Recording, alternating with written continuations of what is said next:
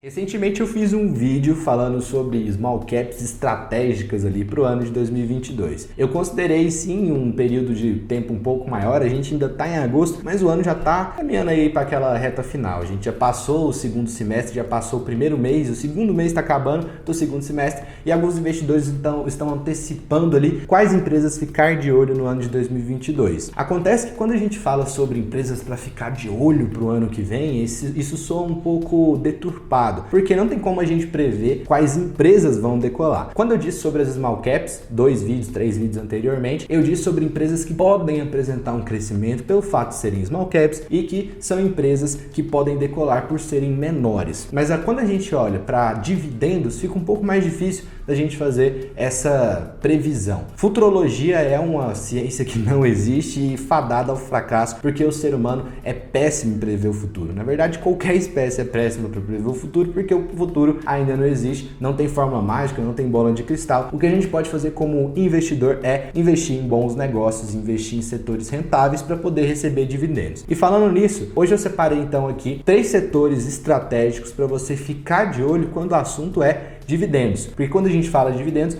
mais vale acertar um setor, pesquisar melhor do setor e ir lá pegar seus dividendos, do que ficar aqui especulando que empresa que vai pagar mais, que empresa que vai pagar menos. Então, o primeiro setor, lembrando sempre, apesar de eu não falar uma ação específica, falar sobre um setor, é bom lembrar que esse vídeo aqui não é recomendação de compra. E o primeiro setor que eu acredito que seja uma boa pedida para você receber dividendos seja o setor de transmissão, na verdade o subsetor de transmissão de energia elétrica. Quando a gente fala sobre energia elétrica, é sempre bom relembrar que ele está segmentado em 3 subsetores, que é geração, transmissão e distribuição de energia. Geradoras, como eu disse diversas vezes aqui no canal, são aquelas empresas responsáveis por gerar a energia elétrica em diversas fontes, né? Então a gente tem o movimento das pás por meio do fluxo de água, originando aí as hidrelétricas. A gente tem o movimento das pás também no fluxo do vento, que é a energia eólica. A gente tem o aquecimento das placas solares por meio dos raios ultravioletas ali, que é a energia solar, energia fotovoltaica. Tem diversas formas de você obter energia e as geradoras são essas, responsáveis por gerar essa energia. Pulando para outra ponta, você sabe que tem uma empresa que te cobra aquela tarifa mensal, que cuida dos postes, né? Aqui na minha cidade tem a Enel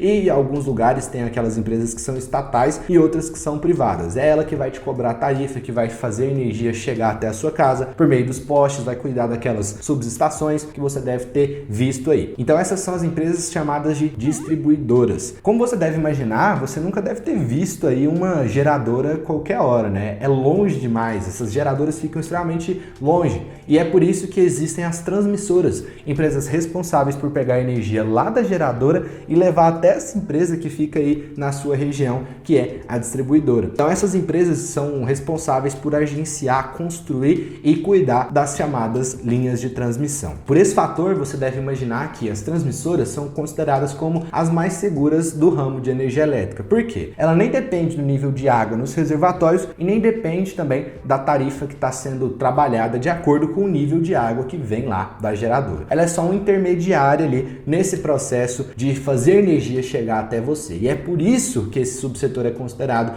como um dos melhores para você receber dividendos. Quando a gente fala de transmissoras, atualmente são elas que lideram o ranking aí das maiores pagadoras de dividendos da nossa bolsa de valores. Então a gente tem a ISA CETIP e a Taesa, que são empresas que historicamente pagam bons dividendos e que no ano de 2021 e 2022 seja ali uma promessa para continuar e aumentar o seu pagamento de dividendos. Mas quando a gente fala sobre dividendos, aqui vale um destaque muito forte. O setor influencia muito na questão de distribuição de lucro, porque a empresa precisa de um ambiente propício para poder lucrar, mas ainda tem um outro fator que faz com que a empresa pague mais dividendos ou não, que é o payout. O payout é a porcentagem do lucro líquido que a empresa disponibiliza para distribuir para os acionistas. E a gente sabe que essas empresas de transmissão são boas pagadoras porque elas não dependem muito desse lucro para poder continuar rodando o negócio. Então agora a gente vai passar para o nosso segundo setor e esse aqui tem grandes exponentes na nossa bolsa de valores que estão pagando bons dividendos,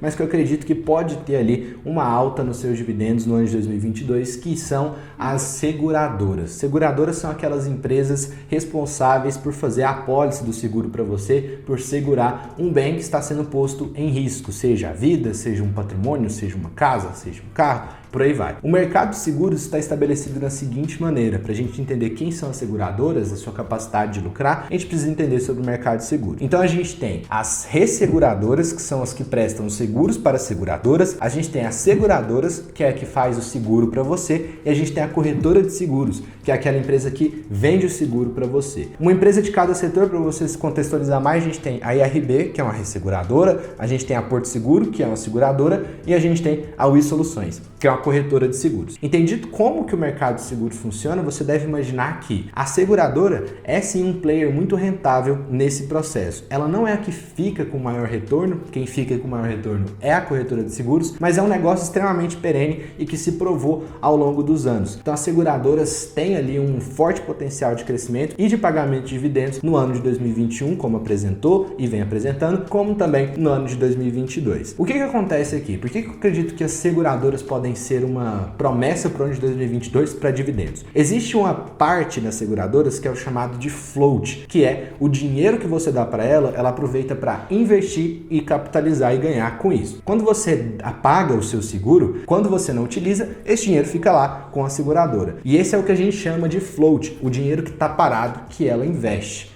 A maior parte desses investimentos são feitos em títulos mais seguros. O que acontece? Ela não pode perder esse dinheiro. E é por isso que ela investe majoritariamente em renda fixa. E é aqui que entra o grande porquê das seguradoras poderem bombar. O que acontece? Como a gente sabe, a renda fixa se remunera ali, paga as pessoas com o adicional, os juros, com base nas principais taxas de juros do país. Então a gente tem IPCA, Selic e entre outras taxas.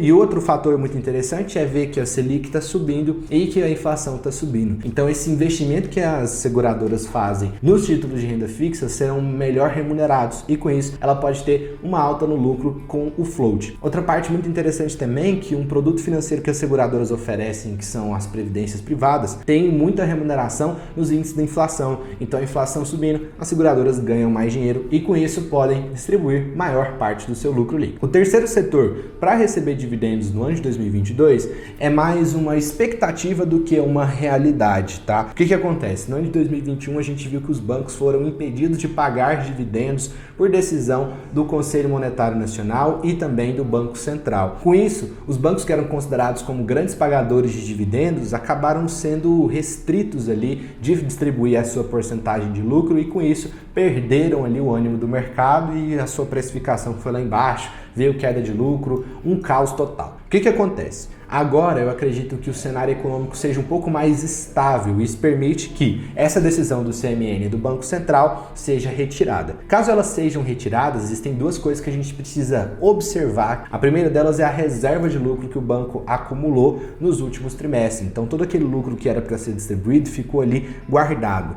E a menos que o banco pague isso em outras formas de proventos, como bonificação, vide ali o que o Bradesco faz, esse lucro fica restringido, ele fica meio que constipado ali no banco. E o que acontece? Com os dividendos sendo aprovados ali, o pagamento deles, o banco pode utilizar dessa reserva de lucro para remunerar você, caro acionista. E outra coisa também são as provisões que o banco fez aos gastos que ele tinha colocado na carteira de crédito com relação às pessoas duvidosas, chamada PDD, os provedores duvidosos. Esse gasto com provisões fez o lucro dos bancos diminuir e agora, como ele está sendo retomado, essas provisões podem ser revertidas ali em dividendos extraordinários. Então, esses fatores dependem muito dessa decisão do CMN, é claro que não depende só de mim, mas caso essa decisão venha por terra, o que eu acredito é que os bancos sejam um setor ali para despontar em dividendos com relação a 2022, coisa que a gente nunca viu anteriormente. Gostou? Na sua opinião, qual que é o setor que faltou aqui para a gente trazer sobre dividendos? Não deixe de se inscrever no canal e o vídeo de hoje vai ficando por aqui.